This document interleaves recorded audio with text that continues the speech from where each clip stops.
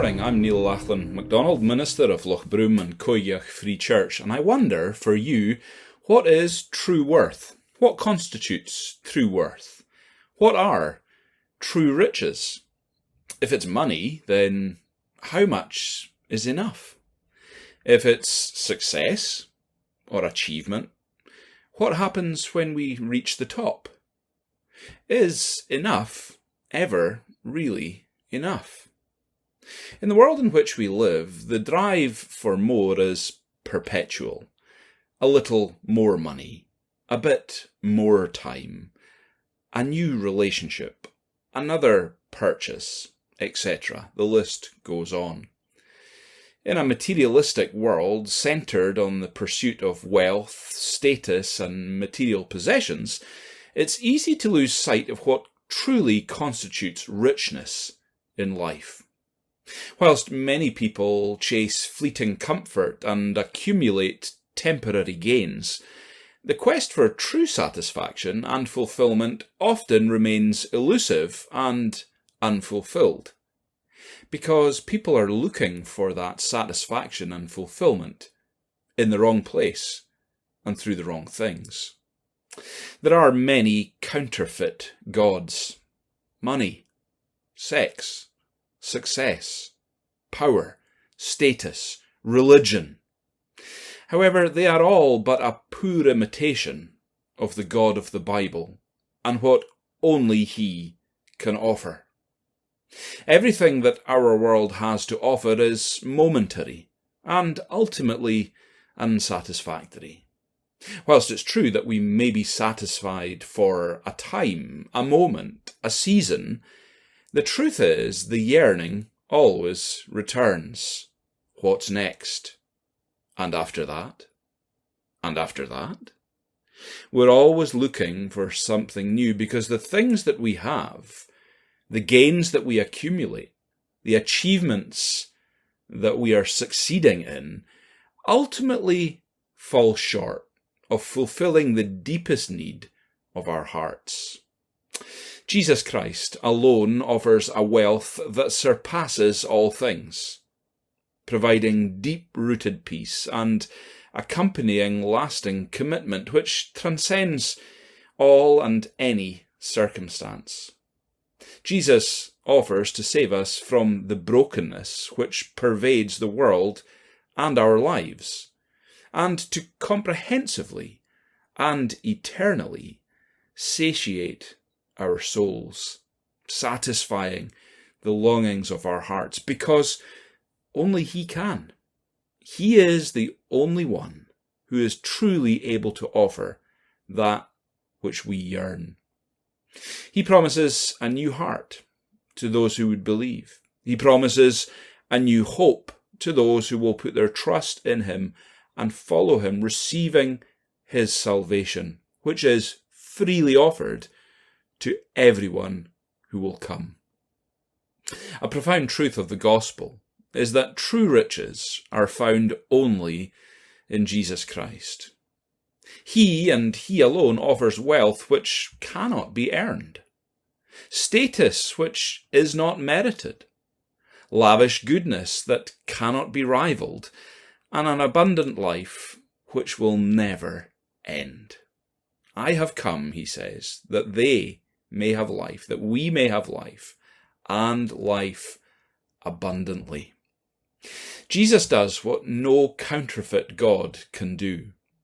Jesus offers a foundation which not only withstands the storms of life, but also provides solace and stability when everything else in life may crumble or be stolen away in a moment. Ultimately, nothing we achieve or amass in this life can save us, and nor can we take any of it with us.